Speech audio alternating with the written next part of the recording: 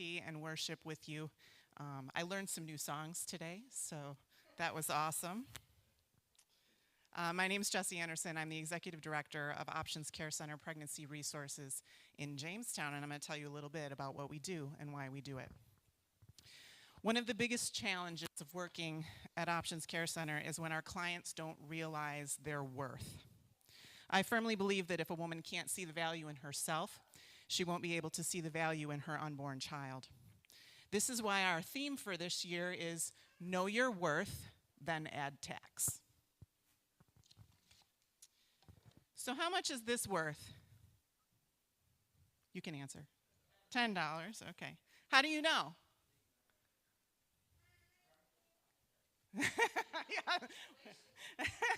How do we know this is worth 10?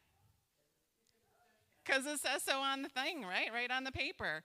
Worth is defined as the level at which something or someone deserves to be valued or rated. You told me this is worth 10, and we know because it's printed right on there. But who is it that defines that value? It's the person who created it, right? So who defines the worth of the 2,363 children who are aborted each year in America? Each day in America, I'm sorry. The one who created us in our mother's womb is the one who gets to define us. Early last year, we had a client who was abortion-minded. In our first meeting, we gave her a pregnancy test, which was positive, and then gave her an ultrasound. In the ultrasound, the techs are looking for three things. First, they want to rule out ectopic pregnancy, which can be very dangerous for the woman. Secondly, they want to know if the baby is viable, and they do that by locating the heartbeat. If it's not viable and she's miscarrying, abortion is a decision that she doesn't have to make. Lastly, we want to know exactly how far along she is, and they determine this by measuring the baby. Because the abortion procedures change depending on how far along she is, it's crucial to know the gestational age of the baby in order to know what procedure she might be dealing with if she decides to choose abortion. When the ultrasound tech located the baby's heartbeat, the woman began to sob. "I'm so sorry," she said. "I don't even know what I'm crying about." She may not have known, but we did. Because hearing the heartbeat of your unborn child, especially one you're considering aborting, is a powerful experience that alone has been known to change hearts.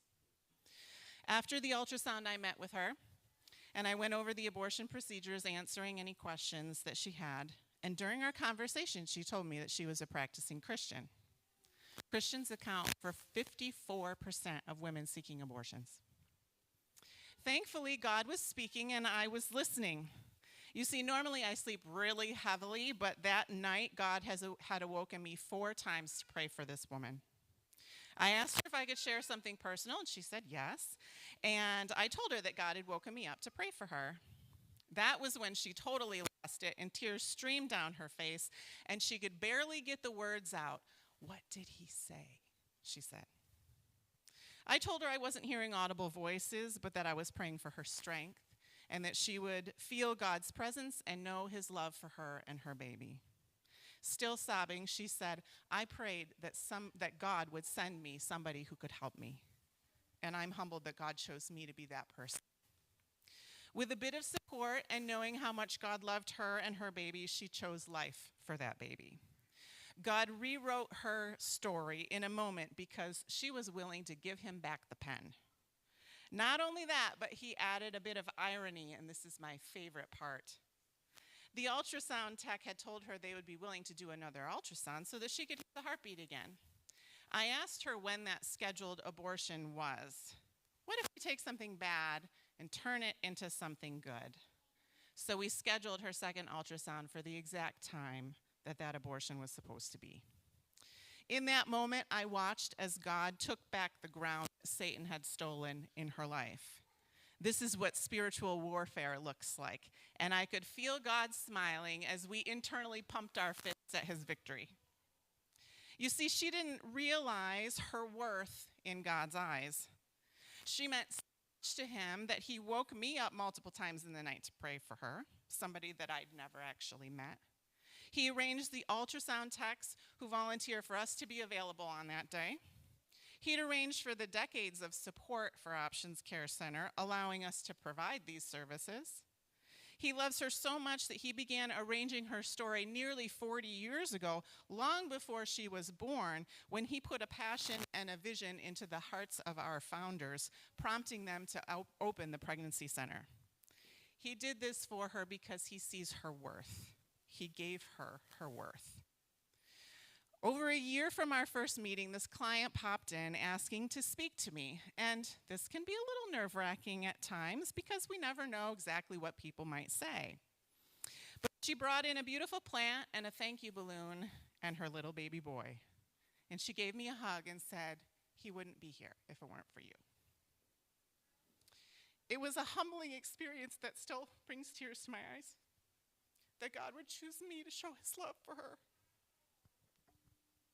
When she first came to us, she defined her worth by worldly standards. She was concerned with what others might think of her, as well as how she might be successful in her work. Self-worth is often confused with self-esteem, which relies on external factors like successes and achievements to define our worth. Over time, she began to see her true worth as God defined it. Sometimes we make decisions that we think would lower our worth. I recently worked with a woman who had had an abortion over 50 years ago, right before Roe versus Wade was legal. When she came to us, she admitted to me that she had never told anybody until she told me in the confines of my office. Sometimes our life gets so messed up that it's really hard to recognize who we are. This client spoke of how she had considered suicide every day of her life for the last 50 years. She dealt with anger and self-hatred, and she couldn't believe that all she had done was worth anything. But what's this paper worth? $10. It's still worth $10, and through all of those struggles, her worth has never decreased. By going through our Surrendering the Secret post-abortion healing program, God opened her eyes to how he sees her. I'm a sheep, she said to me, and I said, that's great, I don't know what that means. And then she described Matthew 18:12, which says, if a man has 100 sheep, but one gets lost, he will leave the other 99 on the hill and go and look for the lost sheep. God left all the others and he came and found me, even after all I had done. And he will come and find you too. Ladies, if you have experienced abortion, God wants to run right after you and bring you home. You are still worth his love and his forgiveness. Our Real Essentials program helps young people to understand their worth in the context of relationships. It teaches them to make healthy sexual decisions so that they can avoid dealing with all these crumpled folds of life. Just like we could spend this $10 today, we could also save and invest it. Our Hope Parenting program helps young parents through educational videos and discussions, and it allows them to invest in the life of their children by learning how to be the parents that God intended them to be. Now, sometimes there are those who begin to make decisions that could destroy us. In January, we launched a new service called Abortion Pill Reversal. This service allows a woman who has taken the first of the chemical abortion pills to end her pregnancy to reconsider and potentially save her baby's life. We do this by supplementing the progesterone that has been cut off by the first of the abortion pills. In April, Attorney General Letitia James sued 11 pregnancy centers and Heartbeat International for their speech about abortion pill reversal, claiming that the centers had made misleading statements about the protocol.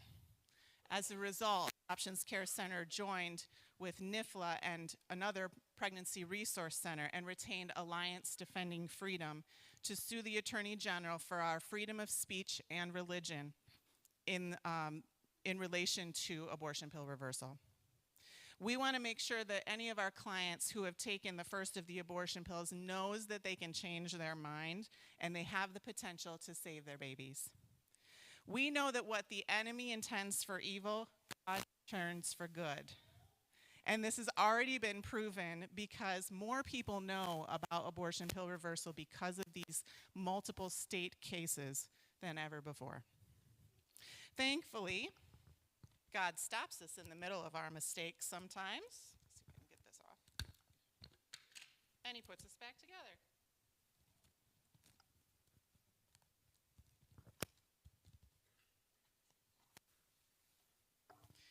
As long as we're talking about money, sometimes God gives us gifts to show how much he loves us, which is why all of our services, including pregnancy tests, ultrasound, STI testing, and treatment, and the supplemental diaper program, and the material goods that are received through our HOPE program are all free to our clients. Our theme, as I said, is know your worth, then add tax. And I love that because even when we begin to see our worth in our Creator's eyes, we often see it through the lens of our own human understanding. And we have to increase it even more to even begin to understand how much God values us. Our worth does not come from worldly accolades and achievements. It doesn't come from our business success or lack thereof, or from our parenting prowess. It comes from our Creator. He knit us together in our mother's wombs, piecing each and every cell together. We're in the middle of creating a class called Women of Worth, and we plan to begin each class with this paragraph. I am a woman of worth. I will not be defined by the things I do or the mistakes that I've made in the past. I understand that my worth comes from what God says of me and how he sees me rather than what I hear from the world around me. I know I am and I am forgiven. Because of this, I am capable, I am strong, I am special, I am beautiful, I am favored, I am precious, I am important, I am chosen. Even when I do not feel these things, I will believe them because I know that my feelings don't always line up with the truth. The truth is that Jesus thinks I'm worth dying for, and so are you. Thank you.